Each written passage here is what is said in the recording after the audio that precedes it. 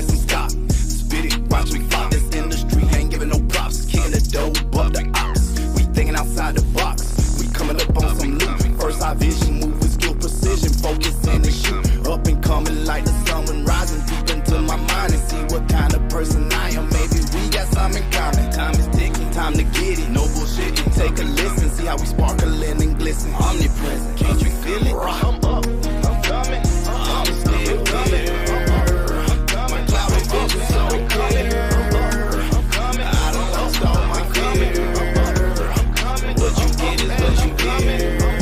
I'm coming, yes, I'm still coming. My cloud of vision, so I'm coming. I'm coming, I don't lost all my coming. I'm coming, what you get is what you get.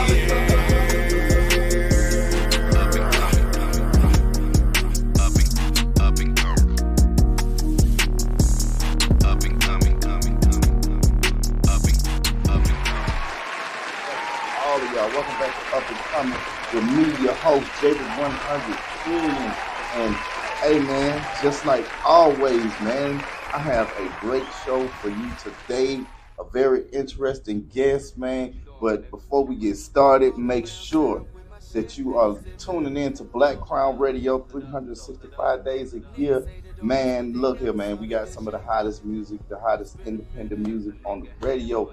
Plus, you can check out the BlakCrown Radio app at your Apple Store and at your Google Play Store. So, man, check us out, BlakCrown Radio. We support nothing but the independents, you know what I'm saying? Plus, hey, man, all entrepreneurs, too. And while you at it, you see the dopeness, man. Check out the Crown Prince, you know what I'm saying? We got a new location on Terra Boulevard at the Southside Discount Mall. Man, plus, you know, you can hit me up anytime. Check out the Crown Prince on all your social media. Get your custom drip, you know what I'm saying? Let us make something just for you and just for your style. And as I promised, this young man right here, very talented young man. Hey, man, this brother got some heat for you, man. I've been sitting listening to his music, man, and I'm very impressed, you know what I'm saying? I mean, you know, the brother got some heat. So without further ado, I'm gonna let Shock introduce himself. I know I just said his name, but that ain't no introduction. Shock the Great. Let me put some respect on his name. Shock the Great. Shock the Great. Tell him who you is and tell him about yourself. Well, I go by the name of Shock. I'm an artist out of Clayton County. You know, for those that you who might be unfamiliar with Clayton County, it's a county in Georgia, you know, on the south side. So I got the name Shock because I didn't want nobody to know I do music at the time. Like, I was kind of stage fright a little bit. So when people finally found out I knew how to write very well, it's like they was impressed by it. So I always thought, like, okay, well, what am I gonna call myself? Like, I think every artist goes through that little period, like, what name sounds great for me? Okay. I had many other crazy days before Shock. Want to tell us in here? Man, I had Juicy Juice. I had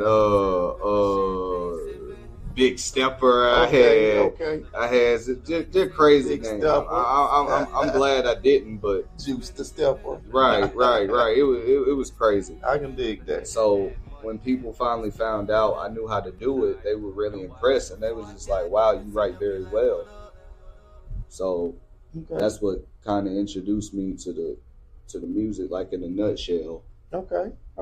So tell us, who is Shock? Like, who is Shock?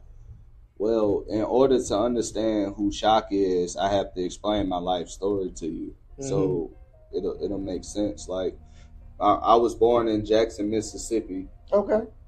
A lot of my grandmothers and relatives are down there, and I moved up here. Shout out to Mississippi. Right, definitely. Trey G, definitely. Darnell the Bachelor. Got a lot of great artists on the station that's from Mississippi. Definitely. A lot of definitely, like, you know, definitely shout out, because I wasn't there growing up there, but I was there from like since the time I was born to the age of like 8 or 9. Okay. And Respect. in order to understand who Shock is, okay, my parents split up when I was about 6 or 7 years old. Okay. And I think that was like one of the things that kind of, you know, for everybody who grows up in a single parent home, it's like you always feel like something's missing. So during that time, I had a lot of problems in school. I was going through a bullying stage, and all of that kind of settled in. And also, even though I could write very well, it's like teachers really were just like, it's like they had something against creativity, and I could never see the value system in that, because this is something I take very passionate, or the answers I would hear, oh, that's not realistic, that's a needle in the haystack situation. Yeah.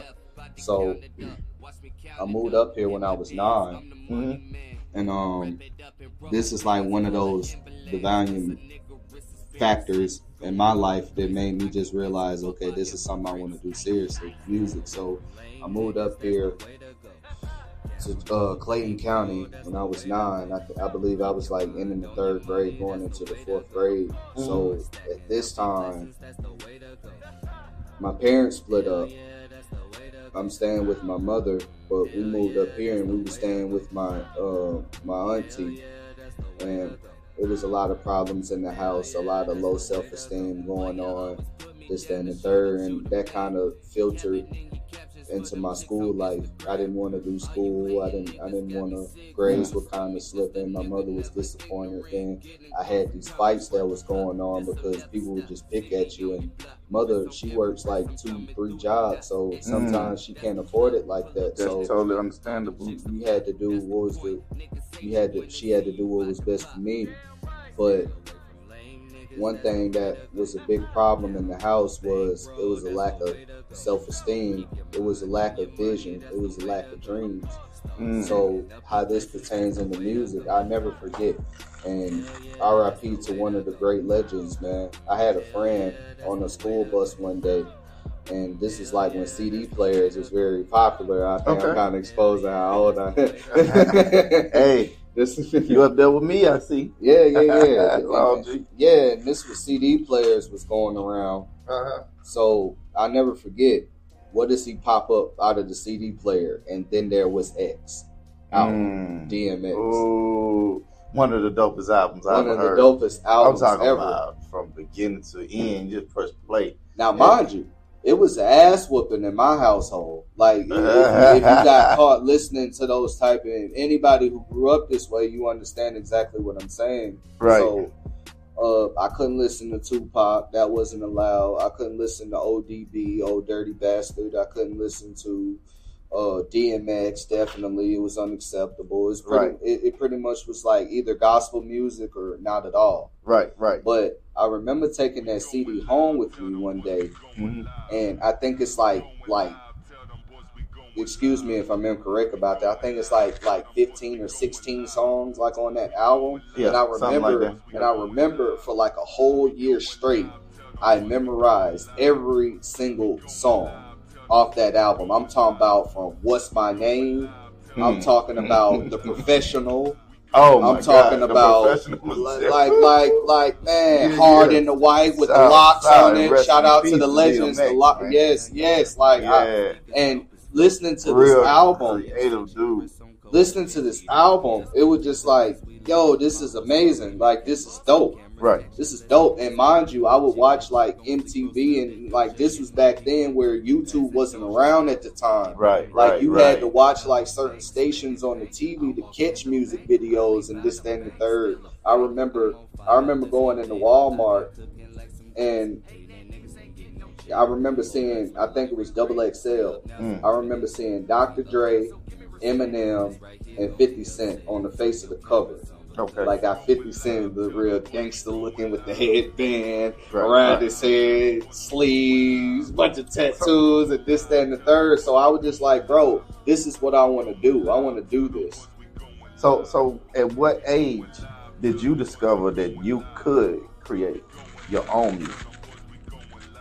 It had to be, because I'm sure with any artist, like, you go through a phase, like you understand your flow, you understand this thing, but what I did, it goes back to now MP3 players is out now. Right. I remember I was in middle school. I probably had to be the only person with a Tribe Called Quest album on this MP3. Man, Tribe, you talking about some good music, bro. And this is back then, and this is like during the party era where Waka was out, Roscoe Dash was out, oh man, Travis Porter, Travis Porter, right. All of these people, right?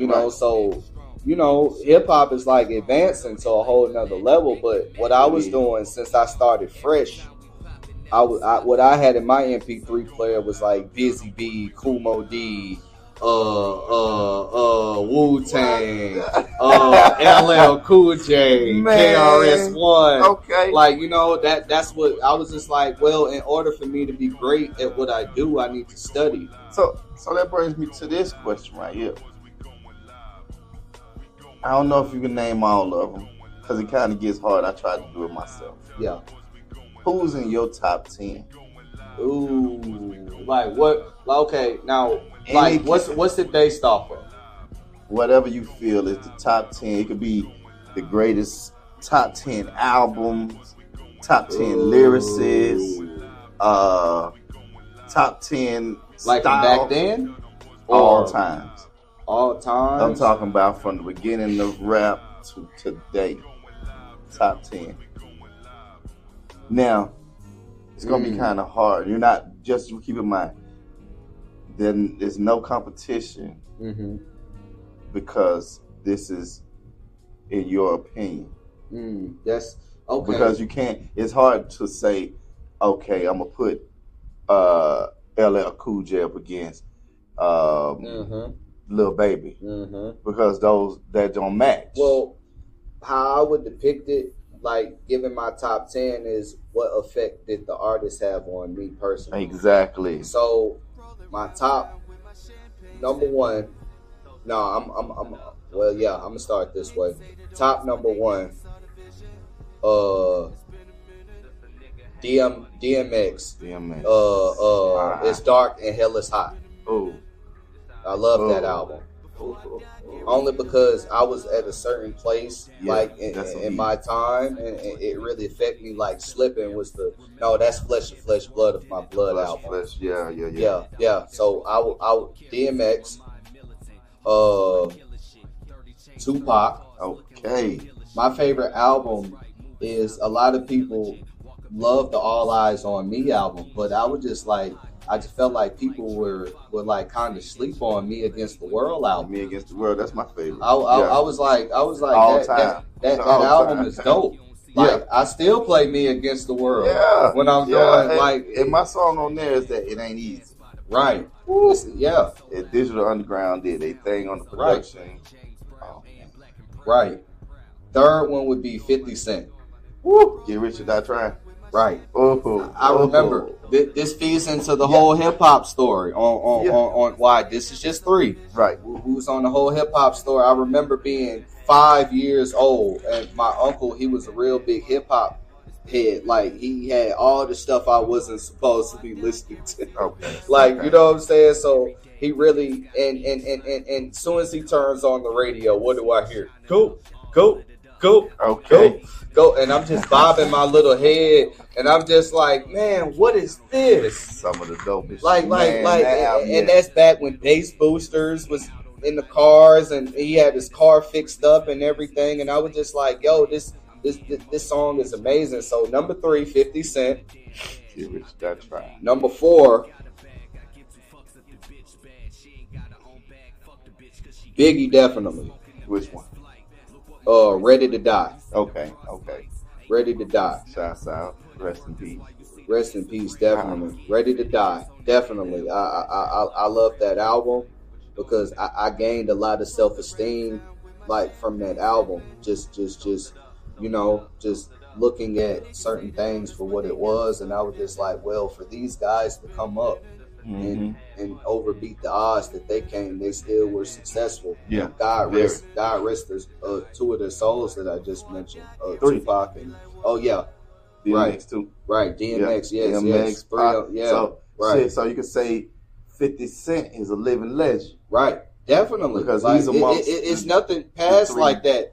And I always said that it's not to discredit anybody, but I was just like, it's like he was on one. Like when he made that Get Rich or Die Trying. It's like every single song on there is an anthem.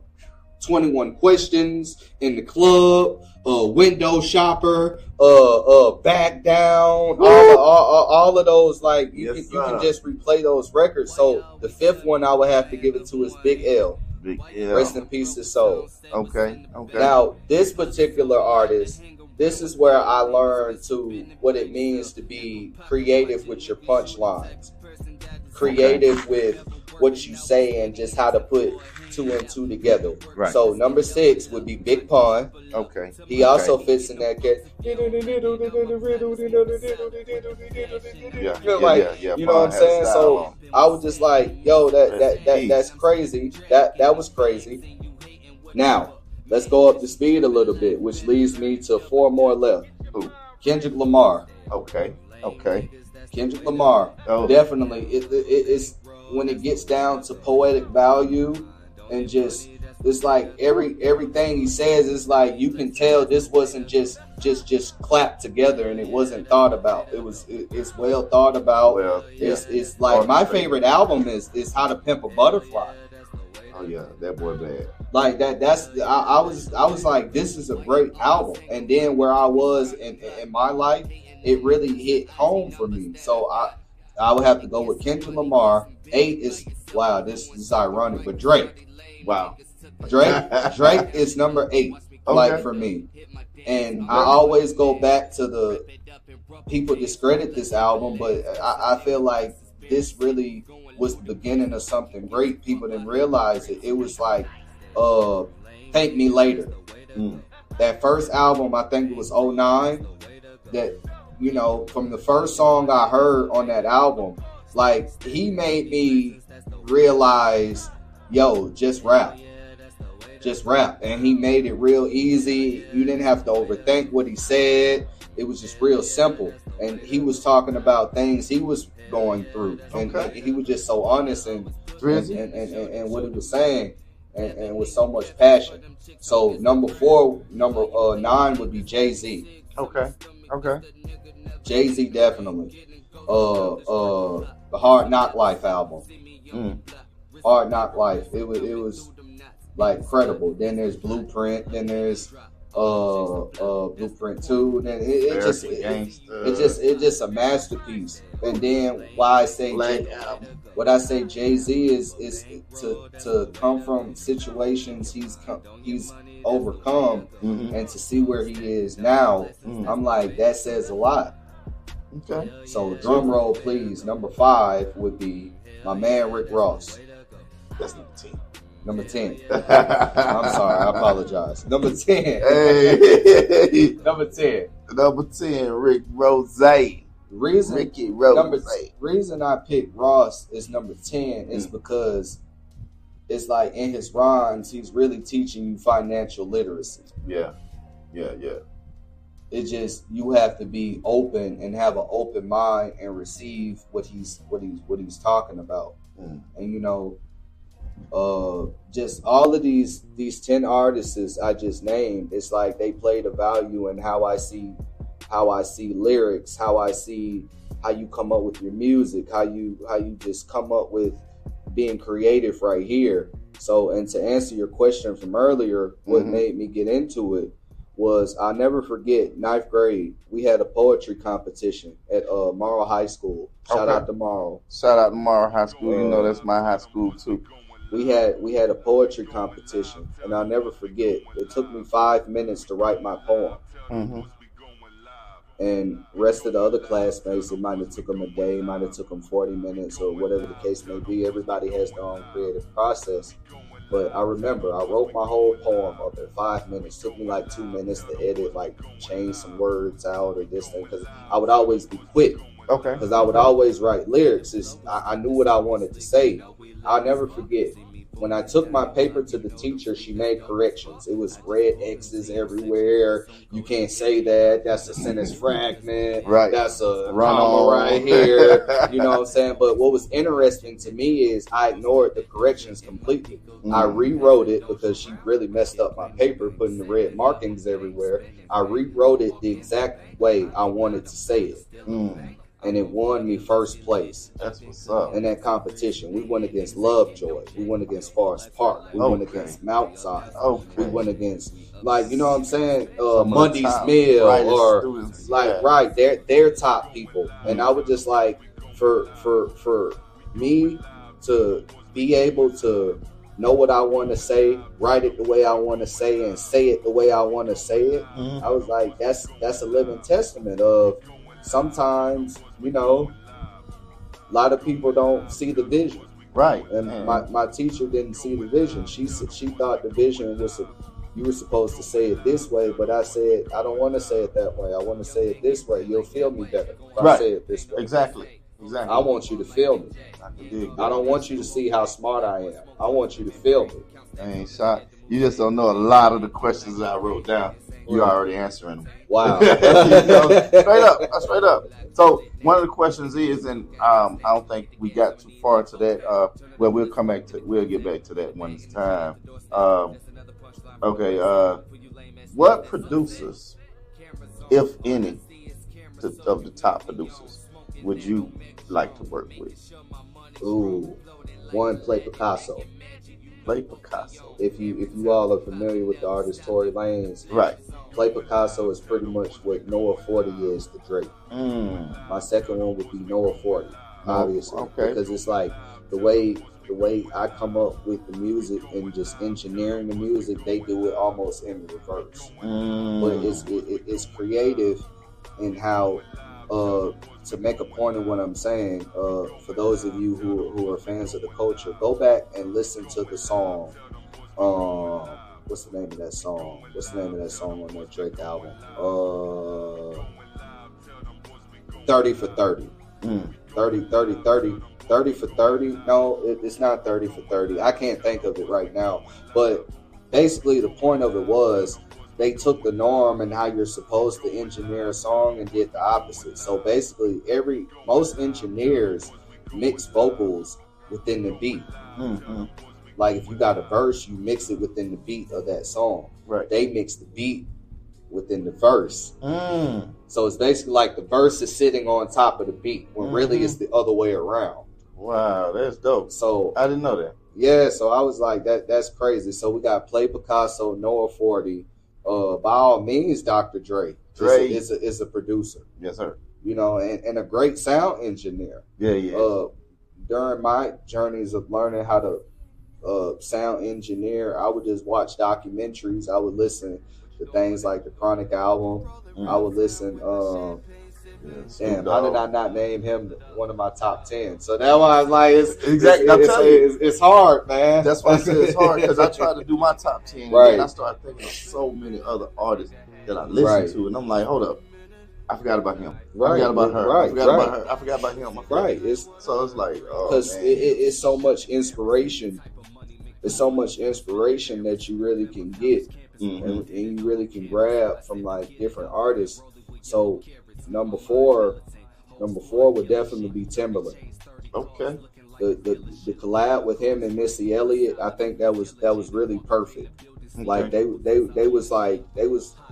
was a combination with each other. So one more producer. Number 5. Ooh, Pharrell. Pharrell, definitely. So, what was his production team name? Pharrell? Yeah, his production team. Star Trek. Star Treks. So would you? Star Treks. So would you rather work with Pharrell or Star Trek?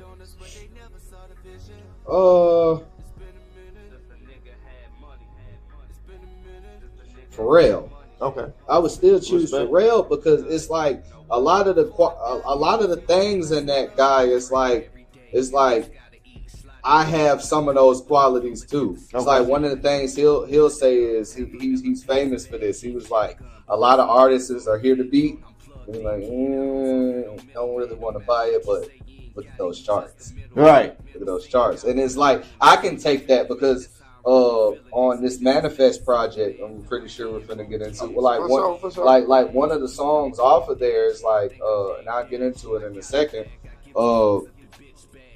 I had this beat in mind, and a friend was just like, I don't really know, man. But it ended up being one of the most catchy songs on the project. Right. And I told him, I said, I told you. I told you. Okay. So, would you, this is a two-part question. Okay. Well, same question, just, okay. Anyway, would you ghostwrite for others?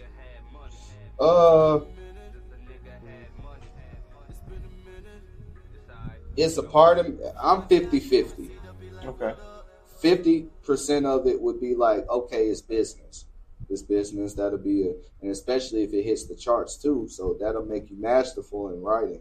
Another 50 is, I was just like, I believe if you're a creative, if you're an artist, I was just like, why would you need a ghostwriter? Because I write all of my music. And that goes to my next question.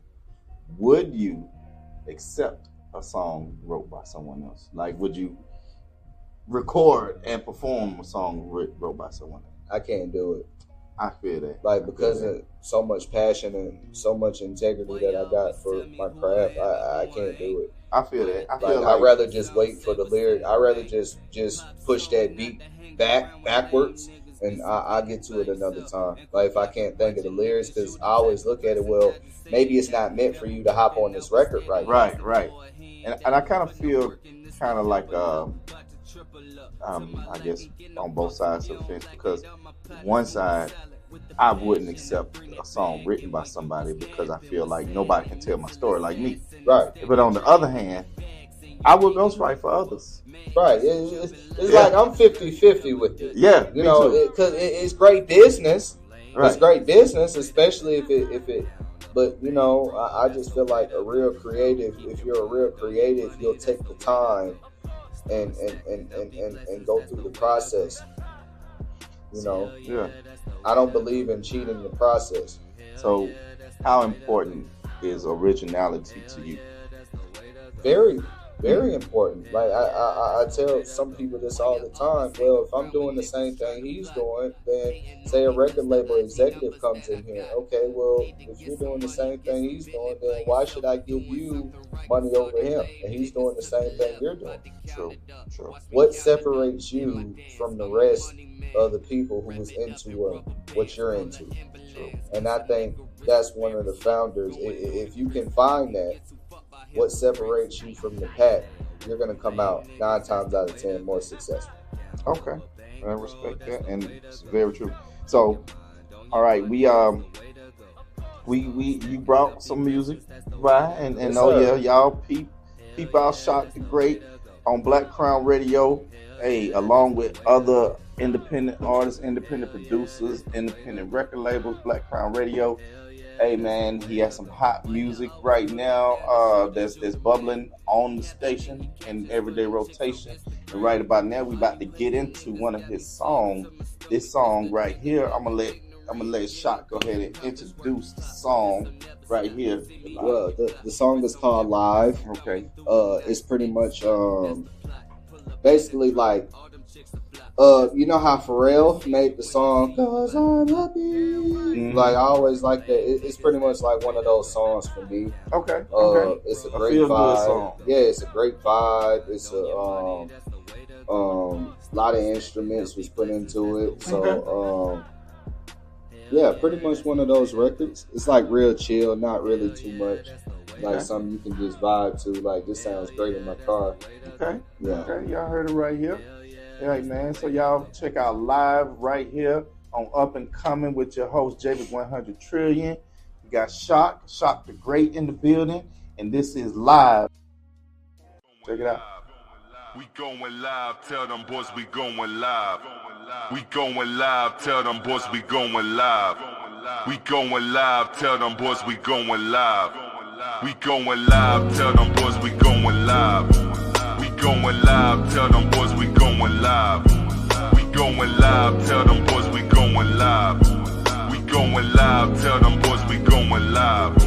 Okay, the flow is lit, the smoke is lit, you know we lit as fuck. See me booming down your block, you know them speakers dope as fuck. I just pulled into your section, wrist on Code Da Vinci'd up. Let's get lit because we lit, my whole squad we making bucks. Cameras action, let's go beast mode. Look at my chick, that chick on fleek, bro. Smell that Doja in my Pico, yeah. Passing Doja around, making plenty bank, saving up a bank, spending bank. I walk in the bank, I leave out a bank, still a bank. I'm on fire, let's get lit. I've been cooking like some grits. Hating niggas ain't getting no check. Your whole life smell like regret. We up now, so give me that check. We up now, so give me respect. This right here gon' make you upset. Turn your cameras on because we going live. Tell them boys we going live. We going live. Tell them boys we going live. We going live. Tell them boys we going live. We going live. Tell them boys we going live. We going live. Tell them boys we going live. Going live, tell them boys we going live. We going live, tell them boys we going live. We going live, tell them boys we going live. young man getting bread like that way. Going hard in the paint on the Deuce. Whole team gon' ball like MJ. You ain't know I've been the man since 4th grade. Like one smoke, one to the membrane. Count stacks on the nigga at the new same. You man Welcome back. It's up and coming with your host, Jacob 100 Trillion. And we got Shop in the building. And that was just live. Y'all just heard it right here. Hey, man, live. The Shop, man, bro. Hey, you know the boy is talented, man. Right. And I don't mean boy in a condescending way. But live, man, is all the way live. Like you said, I mean, it's just one of them songs, man. It makes you feel good. It ain't got all that other stuff that we don't need to hear. It's got exactly what we need when it comes to music and creativity. That had to be one of the most... That had to be the most fun record I ever created because I felt great. It was different. Okay. It was different than anything I ever created. Dang, now that's dope to say it was one of the funnest ones. It was fun. It was like I played around with different effects. I learned how to chop a beat, pause a beat, this, that, and the third. So I was just like, okay, let me try this, and let me try this, and it just kept growing bigger and bigger and bigger. And my work ethic, it can be insane sometimes because what I do is, all right, is that 100%? How do I take it to 300% now? So it's like I keep putting it in and I keep adding and keep adding. So it's like I was just like, okay. When I get to that point where it's like, I don't know what can top this, and I'll throw another idea, and I'm just like, oh snap! I'm digging that. So put us in the mind frame. Put us in the mind frame of Shop when you were creating live. Well, at that time, when I was making the song, when you was either writing it or recording it, you know, that process. Well, my first process is I often listen to the beat. What mood does it give me? What vibe does it put me in? If I had to show out right now, and if there was a record label executive or whoever, just big business person in the building, how would I make a great impression? And even though it's me in the studio by myself, I often have that mindset. What would I do here? How would I give a great impression? So one thing led to another. Next thing you know, I'm like, we going live, this, that, and the third. I said, it got to be something dealing with live. And next thing you know, because what I like to do is I like to start off with the hook. Because my process is, if the hook is very catchy, that'll grab people's attention towards the song. Even if they don't even listen to what the verse is saying, if the hook is very catchy and I can grab your attention within the first couple seconds of the song playing, it's a great song. I know I got you. Got you. So, we didn't mention this already, but your up and coming album, y'all pay attention. Up and coming album from Shop, Manifest. Yeah. So is live on Manifest? Live is a single off another project I'm working on soon. Okay. If coming soon, I won't release the name of that one. Okay. Hey, y'all gonna hear soon enough though. Right. It's in the works. It's a very great. It's a stoner project to anybody who's fan of the culture. Okay. It's a very feel good song. My culture. Yeah, it's a very feel good record that's very vibable. You never get tired of listening to it. You can listen to it over and over and over and over, and it'll still sound great every time you listen to it. Trust me, I've heard his music. He ain't lying. Right. Good. Right. Yeah. So, yeah, man, just don't stop working. Yeah. That's why I say it had to be one of the best records So that I personally created. So is the Manifest project complete? Right, it's complete. So how long did it take you to complete that? A whole year. Okay. And because even though there's only a few songs on it, mind you, I recorded like 45 songs for a 4-track project. That's what you do. I mean, that's what Major's gonna ask you to do anyway. When you turn in a project, you're gonna turn in way more than what's gonna be on your album. Right, and that's kind of, it's like the same principles that a label follows. It's the same principles I follow when building my brand. That's a good practice. So I'm like, I just don't want 4 songs. I was like, because every song is not a great song. Like some song is like, okay, it's just good for me to listen to. It helps inspire me. But some songs it's like, yo, I gotta put that on the album. That's smacking. If I like it and say you like it or somebody else would be like, okay, well, I think we got us one here. True. But the most difficult part about that project is how do you decide between 45 songs, and it's like a 4-track, like listening, and I remember me and my advisory was there, my DJ was there. He was like, "Oh man, this gotta go on there. This gotta go." DJ 2K. Shout out, man. Nah, man, this gotta go on that project. This gotta, and I'm like, nah, man, you sleep. This gotta go on there. This, and nah, man, you gotta put that on there. Right. So it's, but yeah, man, just the whole purpose of the Manifest project that I want people to take away is a couple things in a nutshell. I always tell people the power of manifestation is very important. If you speak negativity will happen. If you speak positive things will happen. It's coming. It's nothing wrong with it. It's quite natural to want better. It's quite natural to want to upgrade. It's quite natural to want to evolve and just, I want better. Yeah. And that's the power of manifestation. Yes, sir. But there's a but on the end of that. Okay. Manifestation is great, family, but faith without works is dead, my friend. I just had that discussion the other day. Now, remember that. One thing I like to say that if a person, you got 2 people, one telling you that he can do something, and one person telling you that he can't do something, both of them are right. Right. Because, right. Yeah. Right. It makes sense. Whatever you're telling yourself. Right. You see what I'm saying? Right. So yeah, and that's crazy. Yeah, that's how the universe works. If you can't do anything, if you tell yourself you can't do anything, you won't do anything. You won't. In my mind, I believe I can do whatever I put my mind to. Exactly. That's how I think, man. If I tell you I can fly, I can fly. I can fly. Yeah. If I tell you I can build an Empire State Building, I can build an Empire State Building. That's what I'm talking about. Y'all better believe it. You better believe it. So how long does it take you to create one song? And is it like the same process, or do you have different processes depending on your feeling or the song or the topic?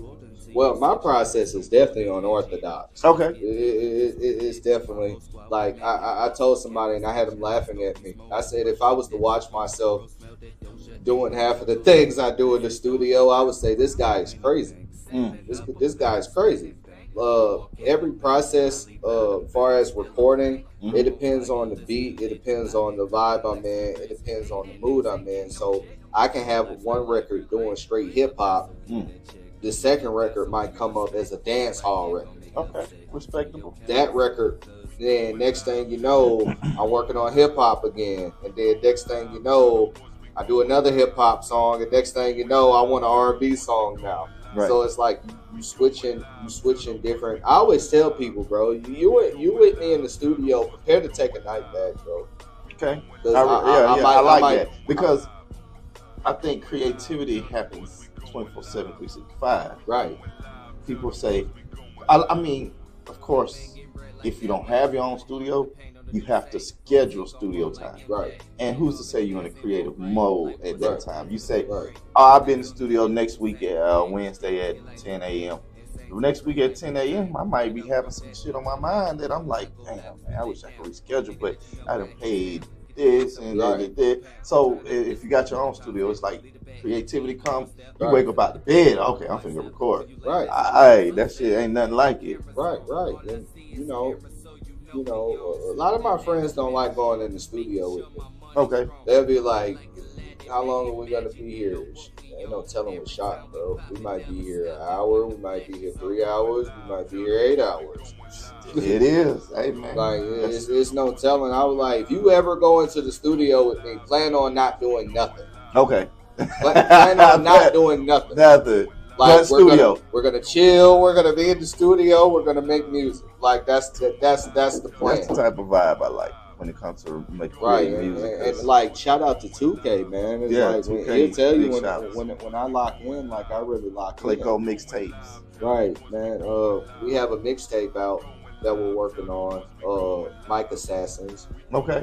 It's available. It'll be available on Mixcloud soon. I might have to jump back in the game, man, because hearing this young brother puts like it you know what I'm saying? It puts that fire back in because you know I'm getting tired of the same old humdrum music. You know what I'm saying? This shit was exciting when it first came out, but now it's all getting kind of repetitive. And you know, how many niggas can you kill? How many, you know, how much paper can you stack? I mean, let me take that back because I think it's an infinite amount of paper that can be stacked here. You know what I'm saying? I think, and this is just my opinion, it's no disrespect to anybody, but if people consistently keep coming out with the same music, I feel as if though they don't have anything else to talk about. It's like just lack of conversation. It's a lack of not wanting to evolve. It's a lack of, because if I play you music that I put out in 2016, if you listen at my music now, it sounds completely different. Okay. I'm not talking about the same things. I'm not talking about things I used to be. I'll take a page out of Jay-Z book. If you want my old shit, buy my old album. Okay.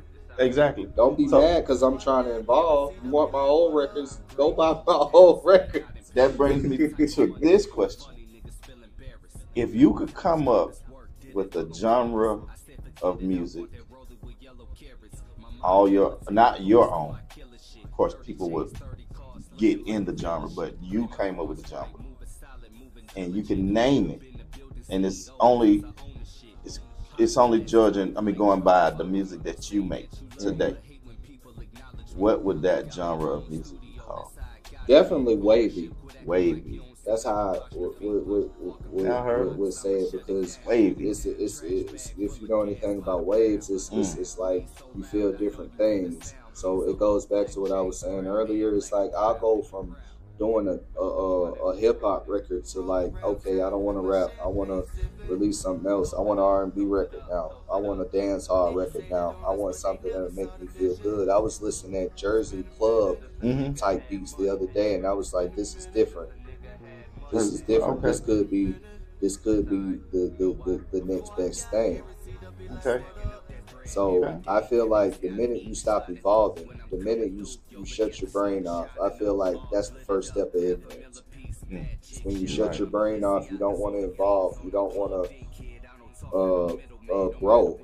Yes, indeed. You got to evolve, and growth is something that's always needed, man. Because a lot of people around us, they don't grow. They just get old.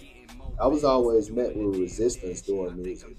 I was always met with resistance doing music. Somebody told me, where can I go get motivation for this, that, and the third? They kind of looked at me crazy. I said, well, first, if you need motivation to start a business, don't start a business. Don't start a business. Don't start a business. Everybody's not going to motivate you. That's where self comes in. Yes. But a lot of us we fall short. Like I had a conversation with somebody. I had a conversation with somebody on the phone just yesterday. They uploaded the wrong song. Mm-hmm. I was supposed to be a part of it, and I said, hey, you uploaded the wrong file. And they were just like, well, fuck this, I'm taking it off. This shit is irritating. And I was just like, you can't look at it that way, bro. I said, it's only irritating because you don't know what you're doing. Right. But there's nothing wrong with that. You're going to make mistakes. You know, society frowns upon people who makes mistakes. But I think Warren Buffett said somewhere in a motivational speech, he said, mistakes is what defined us. It is. A baby can't learn to walk unless it falls. Unless it falls. That's right. So, you know, I just tell people, you have to want it. You have to want it better than you want it, if that makes sense. You hear me? You better listen. You know what I'm saying? You know, so, people ask me, how serious do you take rap? I was homeless for 2 years. I was sleeping in my Hyundai Sonata. I'll never forget it. I had no money coming in. I think at one point I had 1 cent to my name. I looked at my bank account. I had 1 cent. I didn't have anything. I had that as my screen wall saver for like 3 months straight. And I was just like, I'm never gonna be back in this situation ever again. And I used that as a testimony to say I was out bad. I was working a dead end job. Job wasn't paying anything. I had a whole studio in my trunk. Now, how serious do I take music? Not one time did I think about selling my studio equipment. That's what's up. That's what's up, man. That's dedication, man. Right. That's taking it serious because, you know, most people that's down on their luck like that, first thing they gonna say is, what valuable can I get rid of so I can, you know, have some food to eat, so I can, you know, some people have vices and you know, a lot of different everybody, and of course somebody argued with me about this. They said, well, everybody's situation is different. Mm-hmm. But I was just like, is it everybody's situation is different or everybody's mindset is different? It's a difference. There it is. Like it's the difference. I used to hear a term, don't mean to cut you off. I used to hear a term back in the day in the game. They used to say dope sell itself. Right. I say that's a motherfucking lie. Because you could take an ounce of blow, give it to one guy, an ounce of blow, give it to the other one. One might fuck the money up or just sit on the blow.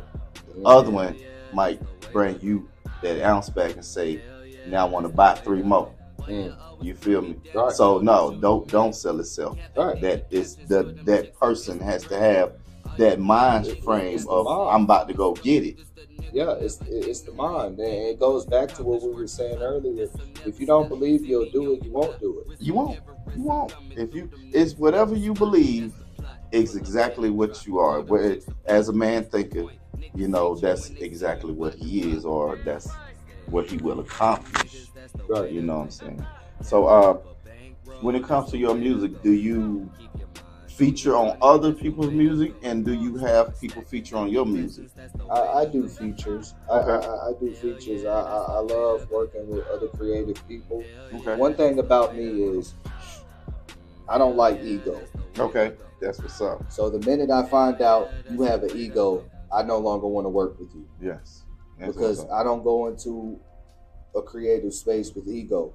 If anything, I'm pissed off if somebody disturbs me while I'm trying to be creative. Like, you know what I'm saying? So, but I don't go in there trying to be better than anybody. I don't go in there. Because it's like, why? We do music totally different. Right.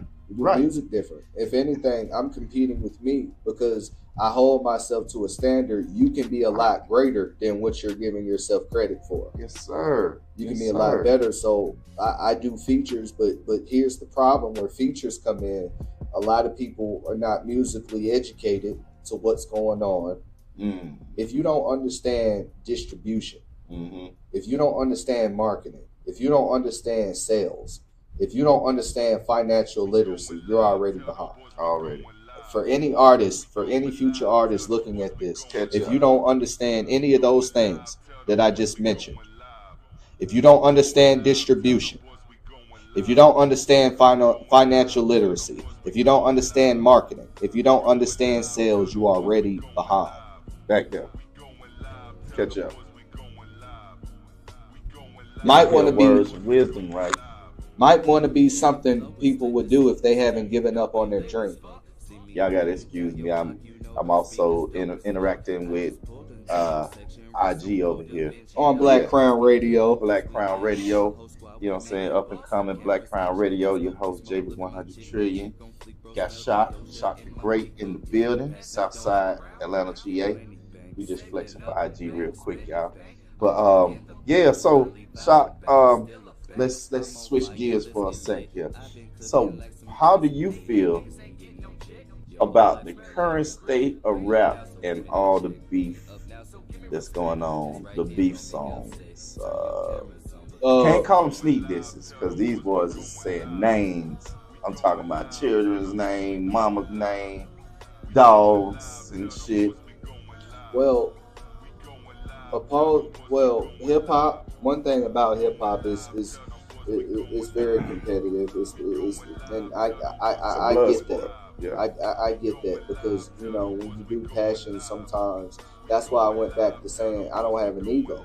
You know what I'm saying? I have a passion for what I do, and I hold myself high because I know I can achieve those goals. Right. But here's where the problem comes in, and you know, when you start talking about people, when you start disrespecting people's loved ones and this, that, and the third, I don't think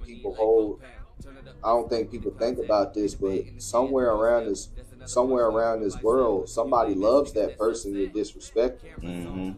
And you know, and that's one of those things I don't understand. That like somebody hit me up the other day, we're gonna start a fake beef with each other. I said I don't do that, bro. I don't do that. I never done that. Okay. I've never done that. I'd rather us get some money together. That's right. Like why do we have to do that? It never made sense to me. Because like you said, someone loves that person. Say you and that person know that y'all, it's just staged beef. Right. But someone on the outside don't know it. Right. So they like, oh man, that's that dude that dissed my homeboy Shop. We finna handle this for him, you know. And how the system and how unfair the system works is somebody can knock off somebody that's a part of your camp. But it doesn't even matter who knocked that person off. All the attention comes behind you, and that's something I don't want to happen. Right. So anybody who starts doing that, like somebody can diss me. I don't fuck with Shock. He's a fuck nigga. He's a this, that, and the third. He's a bitch ass nigga. He's whatever. I was just like, okay, well, that's cowardly. If you wanted to say it online, why you didn't give me a phone call? All right. I'll be like, what is the problem, bro? Exactly. Because a lot of things can be worked out with like, we can talk about it like human beings, bro. Right. Like we don't have to. Why are you trying to bring millions of people in that? Like, what do I get out of that? Some people love the attention, and they have to have an audience before they do anything. You see some guys, like, you know, they might have a little altercation, and they all calm and cool until people step in between them. Then they want to, like, you know, so that's what they want people to get in between what's going on, so it can hype them up. Divide and conquer. You see what I'm saying? That's lack of self-awareness. Lack of creativity too. Right. You can't get people to listen to you. It's ignorance. Right. In a nutshell. And that's something. When Nipsey Hussle died. When Young Dolph died, like that really told something out of me. I said, because me too, both of them. You gonna take away the people that's trying to put some money into the hood, right? That's trying to build up these communities. On some positive. What did they say? Run off on the plug. We got to stop that. We got to stop that, because how we gonna grow?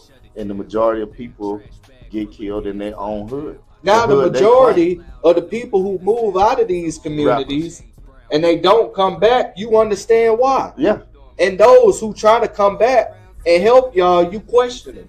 Exactly. So it's like, who really supposed to help y'all? Exactly. I should just stay my ass in my $5.6 million mansion and never come back. And never come back. See, the thing is, people like to complain.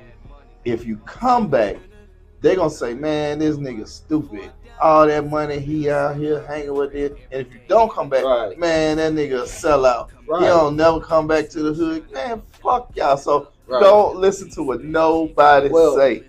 Often us, we are educated. Yeah. As a people.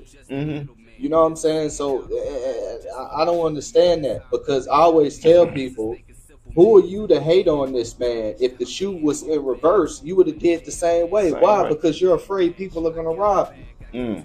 You're afraid people will just take from you. And don't even want an opportunity for real. But here's the problem with that person that just want to take. Where they got it messed up is they think money will solve their problems, when really it's that person. So if I give you $500,000, or you just give somebody $500,000 right now, and you know that person head ain't really on full straight, they're gonna go broke in the next 3 weeks if they don't kill themselves, right? Overdose or all kinds of stuff. Because a lot of people that's not head on straight, a lot of them got addiction problems, and if you give them too much, it can be detrimental. They don't know. They don't have a stop button. They gonna go until they heart bust. You know what I'm saying? Which led to what I said earlier: distribution, financial literacy. Definitely. That's what we're speaking on. Mm-hmm. The lack of financial literacy, the lack of that, I feel like that's what's destroying my people. It is.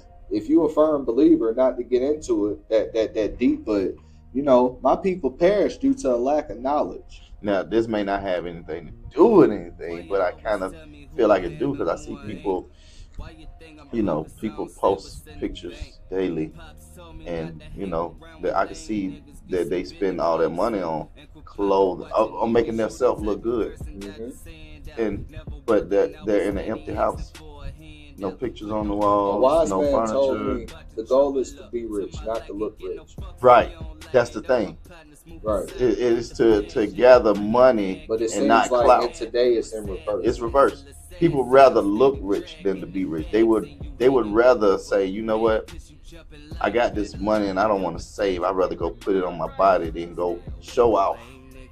You know, I mean, if that's their thing, cool, do your thing. Right. But you know, I think my thing the other way. If that's how you get down, that's cool. But don't ask why things are going the way they're going in your life. Don't ask why. Don't ask why. You clearly know what's why. Yeah. You know, if and to the viewers, if you ever took therapy or anything like that, you know I'm speaking factual. A lot of therapists will tell you the best psychiatrist is in you. Yeah, it really is. All your answers, you hold the key to every answer you have about yourself, your life, even your future. You know what's wrong. Sometimes we don't like to admit what's wrong. We want somebody else to tell us. And that's what a psychiatrist would call denial. Denial, exactly. You're in denial. Like you clearly know what's wrong, but that's just like saying, I know I have a bad kidney. I know I have a bad liver, but I'm going to continue to drink 40 ounces because I like drinking 40 ounces. Yeah, and then now, knowing it's bad for you, you shouldn't be doing that. Right. But you know what they'll end up saying? Well, I've been drinking my whole life. I've been. It ain't killed me yet. No, I'm going to tell you what I heard. Now, this is some real crazy shit. I was like in middle school. I grew up around the corner in Province Place. Well, one of the places, Rex Road and Province Place. But I was in Province Place then. And I'm in middle school, and one of my buddies, his uncle, you know, was one of the neighborhood drunks. And it's hot as fuck out there. It's during the summertime. It's hot as fuck on the block. And one of the ladies, we would call them ladies of the night, walking. We all up at the store, and I ain't gonna say the uncle's name, but she was like, man, you been out here sweating all day. let me buy you some water. You ain't drinking nothing but that beer. He said, water? Oh, I'm gonna drink some water for you. See what that shit do to Russ? Look, I was laughing my ass off. He said, you see what that shit do to Russ? I mean, you see what it do to metal? It rusts metal. See, I just fucked up the whole thing. But he said that it rusts metal. Yeah. So why I'm gonna put it in me? He'd rather drink beer all day. Needless to say, he passed away back then. But that's not funny. God bless this soul. That's not funny. But that's the lack of knowledge. Right. You know what I'm saying? It's funny. Maybe he was joking. Better. Maybe he wasn't. Right. But I took it all as he was joking because I was like, man, did you hear what such and such said? He said that shit rust metal. Why? This will make you laugh. This will make you laugh. I remember one time because I think this was one of the periods where I was evolving. Mm-hmm. This is like years after I was homeless, and I started reading. I started watching motivational things and this that the third. Mm-hmm. But this was something small. Now I like Olive Garden. Okay. I love going to Olive Garden. I love the feel. I love the vibe. Okay. My favorite thing is if you a Sade fan, I like playing Smooth Operator when I walk in there. I love it. Like I love it, man. Yo, give me the breadsticks with the wine and I'm going ham, man. Right. You know what I'm saying? So on this particular day, I got tired of eating Waffle House. Like with the homies, I got tired of eating Taco Bell. I got tired of Club. All that, bro. I was like, man, I'm tired of that, bro. I'm tired of that. So I was just like, yo, let's go to Olive Garden today. Uh-huh. You know what he told me? What? He was just like, bro, we're not Italians. Boy. Oh my God. He was like, yo, and then I hit him with this. What the fuck? I mean, y'all eat Taco Bell, you ain't Mexican? What the fuck does being Italian have to do with going to Yeah. Man, golly. Yo, I said, I can't believe. I said, bro. Then I hit him with this. I said, well, you love pizza, don't you? Exactly. So I guess I shouldn't go to the neighborhood Little Caesars. Exactly. Because I'm not. You're not from Italy. Right, my name's not Salvatore. Yeah. My name's not. You know what I'm saying? So I was just like, man, what's wrong? Lack of knowledge. That was the funniest thing. That was the funniest thing, but it was also the most saddest thing. You know why it was sad? Because I didn't follow my first mind. We ended up rolling with him. We ended up seeing some movie I really didn't want to see. My mind was going on Olive Garden. He wanted to see a movie. So I said, okay, cool, I'll see the movie. But little did I know it was going to be like at 10:30 at night. Dang. Olive Garden been closed. The finna closed. Right. You know what we end up eating that night? Waffle House. Okay. The very place I didn't want to eat from. Right. That's like I was mad late at night. It's the only thing open. You might be, you know what I'm saying. I was mad as hell, bro. Yeah, I was mad as hell because I was just like, bro. I always looked at it like, bro, we can go to Waffle House anytime, bro. Anytime, right? Don't you get tired of that shit? All right, let's get back on track for a second. Yeah. So, where do you think this hip hop music thing is going? Well, it's evolving. Okay. You know, I always prided myself on not being closed-minded, and pretty much, I like to name a couple. I like Yachty. I like Lil Uzi. I like these different guys. Like, you know what I'm saying? Because it took a minute for artists to grow on me because I was just so stuck like in one frame. But then I had to realize I was just like, bro, hip hop is meant to expand. If it wasn't meant to expand, it would have stayed in New York. Yeah, exactly. It would have stayed in New York. There would have been no West Coast. There would have been no South. There would have been no rapping in the UK. There would have been no none of that. So I was just like, well, you know, I was like, well, it has to switch one day.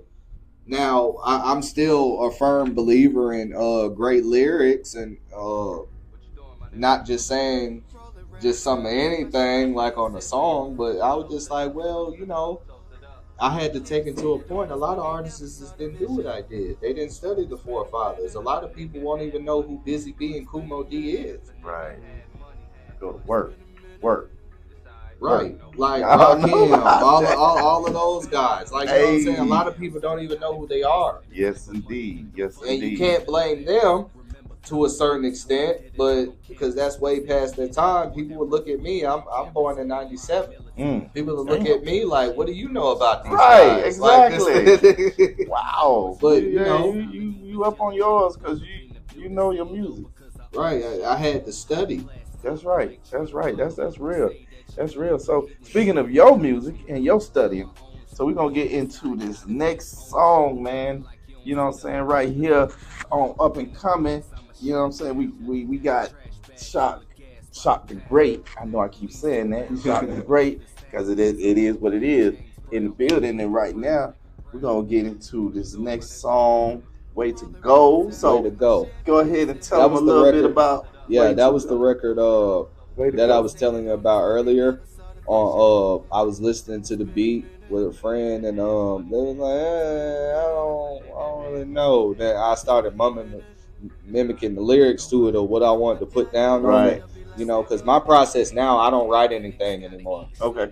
You know, so everything's off top now. So I was just like, yo, it's gonna work. I don't really know. I took the song back to him, and he was just like, okay. See, after I fixed it up, it was just like, okay, this might be. Yeah.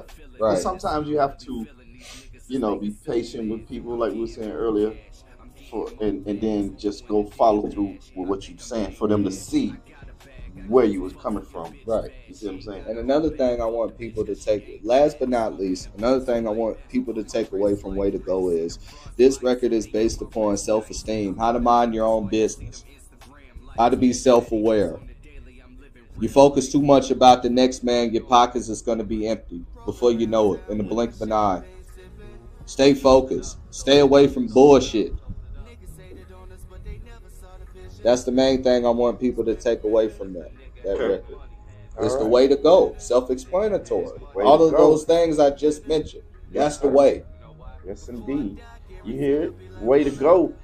Tune in right now, man. Check out Way to Go by Shock the Great. You know what I'm saying? This is from the Manifest album, right? From the Manifest album. Way to Go is on the Manifest album. The album is coming soon. So y'all get into this song right now on Up and Coming with Javerick 100 Trillion, BlakCrown Radio.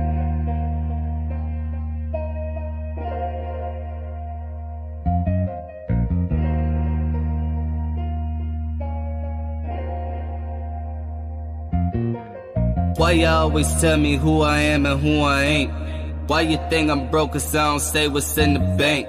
Pops told me not to hang around with lame niggas. Get some business by yourself and quit pocket watching niggas. You the type of person got his hand out, never working, always steady asking for a handout. Put no work in this, that double up, about to triple up. To my liking, get no fucks if you don't like it. All my partners moving silent with the passion. I bring that back in when you was napping, was saddening, mental assassin. I'm steady dragging these bags and you hating, what the fuck? Mad 'cause you jumping life, better learn to double dutch. Get your mind right.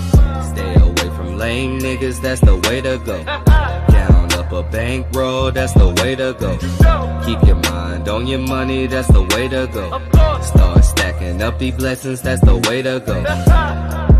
Hell yeah, that's the way to go. Hell yeah, that's the way to go.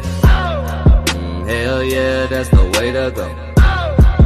Hell yeah, that's the way to go. Why you always hang around with niggas trying to plot? Hating on me 'cause the IG numbers that I got. Need to get some money, get some business by yourself. I'm doing something right 'cause all these lame niggas took a left. About to count it up, watch me count it up. Hit my dance, I'm the money man. Wrap it up in rubber bands, call an ambulance 'cause a nigga wrist is very sick. Going ludicrous, I could get too fucked by hypocrites. Stay away from lame niggas, that's the way to go. Count up a bankroll, that's the way to go. Keep your mind on your money, that's the way to go. Start stacking up these blessings, that's the way to go. Hell yeah, that's the way to go. Hell yeah, that's the way to go. Hell yeah, that's the way to go. Hell yeah, that's the way to go. Why you always put me down to show that you the man? Capping in your captions for them chicks on Instagram. All you hating niggas got me sick to my stomach. This that nigga never ignorant. Getting goals accomplished, word to pop. This'll never stop. See me on your block. Wrist on Everest, I'm thumbing through them knots at the spot. That's the plot. Pull up in a drop. All them chicks a flop. That's the point. Niggas hate you when they see you bout to pop. Damn right. Stay away from lame niggas. That's the way to go. Count up a bankroll. That's the way to go. Keep your mind on your money. That's the way to go. Start stacking up these blessings. That's the way to go. Hell yeah, that's the way to go. Hell yeah, that's the way to go. Hell yeah, that's the way to go. Hell yeah, that's the way to go. All right, y'all are back with us, man. We back with y'all, man. We just checked out Way to Go by the dopest. You know what I'm saying? Hey, man, this brother right here is full of talent, man. Dope writer, dope MC, man. Very knowledgeable about his area of expertise. You know what I'm saying? He knows as much about music as a person my age or older.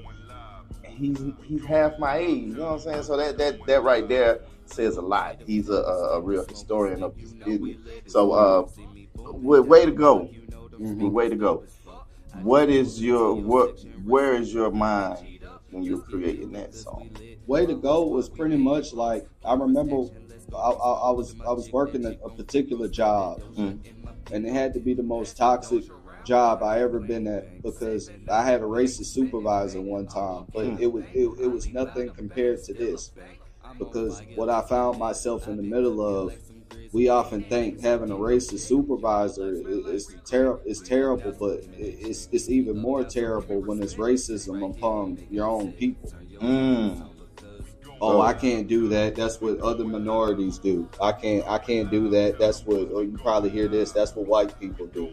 That's what they do. Like going back to the Olive Garden mindset. So my question was, I was just like, why are we so fascinated on how other people are perceiving us? Why we can't just think for ourselves? Why is there less independent thinkers than dependent thinkers? Right. Oh, we just do the monkey see, monkey do type shit. Right. I ain't never been with none of that. Right. And it led to me getting punished a lot of times for being independent, opposed to, because people start to look at you funny. So I was just like, I'm gonna address all of this and Way to Go. I'm gonna show you the real way of how you're supposed to be thinking, because not only is it been proven to work, but it's also helping me in my process. I'm not concerned with how somebody's perceiving me. I'm not concerned on negative comments. The problem is we listen to people who don't know anything about shit. We let their opinions run our lives, and then you know what we say? We get to looking around like, why the hell am I not successful? Or what is wrong with me? Because all this whole time, you know, we all have our own guardian angel. Right. And we're led by those voices in our head. But as soon as we listen to someone else, we go off track, because they don't hear what we hear. And 9 times out of 10, they don't know anything. They don't. Exactly. I've had people in the past to tell me about, like, for instance, engineering music. That never made a song in their life. Never made a song. And they tell me what you should do is, or you should maybe, don't tell me nothing. How can you tell me about some business of mine that you're not even involved in? Or what you should have did.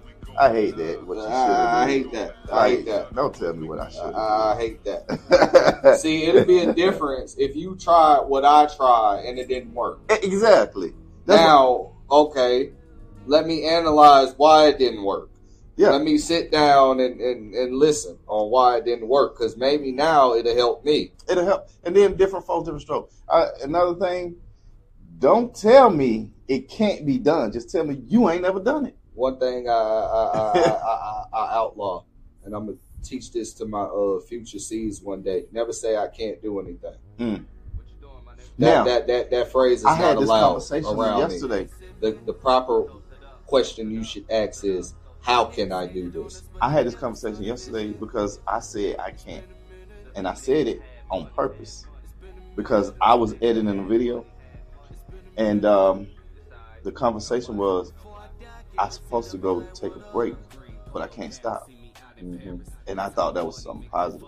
And to me, it's still positive. Mm-hmm. So, because once I get in the groove or something, if I'm recording or engineering or editing, it's like, shit, I can't stop. Mm-hmm. I'll be like, so the thing is, I'll be like, okay, 30 minutes, I'm going to stop right there. Man, 3 hours gone past and I'm still working. Right. You know what I'm saying? Right. And I'm like, that's me all the way. That's me all the way. My old lady gets on me all the time. You have to get some sleep.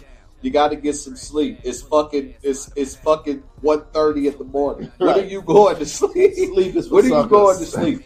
So I'm like, man, I got to get this. I got to get this down. Right. Well, you also need your rest too. That is the back and forth. Yeah. I was just like, I have to get this down. Yeah, and I'm a professional like that. One thing that I used to tell people, if I engineer your session, I'm not satisfied until the song comes out exactly how you hear it in your head. Mm-hmm. It's not about what I hear. I want whatever you got on your mind to be your final the final draft. Mm-hmm. And I don't like when I say, all right, how that sounded. I guess don't guess with me. Yeah. If you're not saying that's what I'm talking about, right? We finna be in this bitch all day, right? Right. That's because I want you to be satisfied with what you hear. Yeah. So when it comes to the music business, would you want a major deal, or would you want your success to be in the independent market? It would depend. Wise person told me there's nothing wrong with talking. Mm-hmm. So I wouldn't depart from it, but it's a couple things. Mm-hmm. I need to make sure that split is right. Mm-hmm.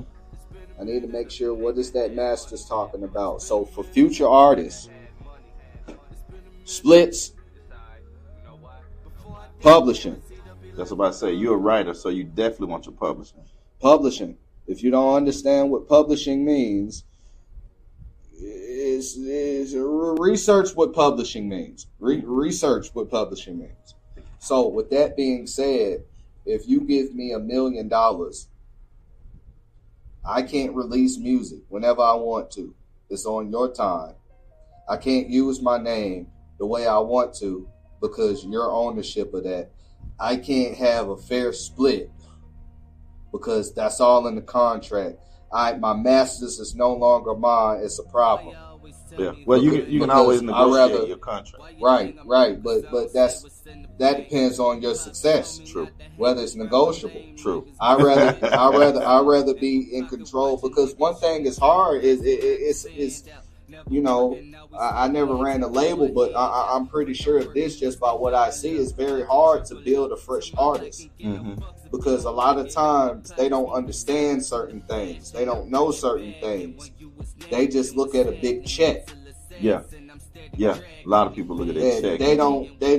And one of the things I took from Master P is never do a deal while you're desperate. Never do a deal while you're desperate because what's going to happen is you're going to end up selling yourself short. Mm-hmm. And we don't want to sell ourselves short, right? We want the whole we want the whole ball load. True. So if that's the case, you know, and every artist scenario is different because there's cases where you can negotiate things. You can do this. You can, you know, but I'd rather be in control of everything I got going on because I know you give me $1 million, I'm gonna be like, bro, I'm gonna make that anyway. Yeah. So sounds like you pretty much got your head screwed on tight. Basically, what I'm saying is know your worth in a nutshell. Right. Don't do anything because you're money hungry. You're not financially educated because you want to know what I think this is very important. Here's a good glimpse of what your $1 million look like. Here's a glimpse. First of all, when you get that check, it's taxed half. So you're left with $500,000. Mm-hmm. Now, here's a person who doesn't know how to think for themselves. You want to keep up with everybody. You want to get your fresh game together. You don't have good credit. You're somebody off the street, right? So you got to get a house. So you got to put up way more in interest. So let's take another $120,000 off of that. You're left with $420. You want to get your fresh game together. You want to get everything together. So let's say you spend another 20 ball. That's on the low ball side. You're left with 400 now. You got to keep up with this. You got an overhead that could be like 80 grand a month. Next thing you know, cha-ching, cha-ching, cha-ching, cha-ching, cha-ching, cha-ching, cha-ching. That's your $1 million. It's nothing. Gone. So, speaking of which, and I think, everybody that's in entertainment should always have something to fall back on. Right. Outside of music. Right. Do you have any other skills? I'm learning how to get into real estate. Okay. Learning appreciation, depreciation, amortization. If you study accounting, this is one of the things you would learn. Okay. How to make money work for me. Right. That's what I'm really into now. I'm taking a class on taxes, learning how to do taxes, learning how to how to make money work for me. The difference is, from what I researched, I always wanted to use money to buy an asset. But what ends up happening is for most people it's in reverse. They use money to buy liabilities. They use money in things that won't really get any return. So this is one of the things that I researched on how the wealthy stay wealthy. Because I always looked at it, I'm very great with doing music, but I said, when it all stops, when the tour stops, when the album sales are not really booming how they once was when you first came out, when everything stops, what is the move after that? What's the move after That's why I praise Rick Ross the way I praise Rick Ross. Like, man, can you imagine owning like 40 wing stops? Okay. So that kind of segued me to this next question too. So you get this major success in the rap game. Money's just flowing in. What type of business, if any, do you see yourself starting? Oh man, definitely a real estate business. Real estate. But for me, I like putting in my own money. Okay. I use this prime example, and everything relates to music, but what I'm starting to understand now is that's just how you just do business. I always looked at it as, I tell people I was investing before I even knew what investing was. Okay. It just seemed like to me that was just the way to just do things, but little did I know, like, bro, that's called investments. Okay. So I always like putting up my own money. I like putting up my own money. You get a bigger return. I never get right, because also it's like you're hands on with it as well. And I like remaining hands on. Nobody taught me about distribution. How I learned about distribution was failing. Like, I failed at marketing. I failed at distribution. I failed at sales. I failed at one point. I wasn't financially literate. Like, you know what I'm saying? I failed at all of these things, but I always tell people, like, failure is what makes you. You only truly fail when you stop. Yes, indeed. Yeah. So, real estate, definitely.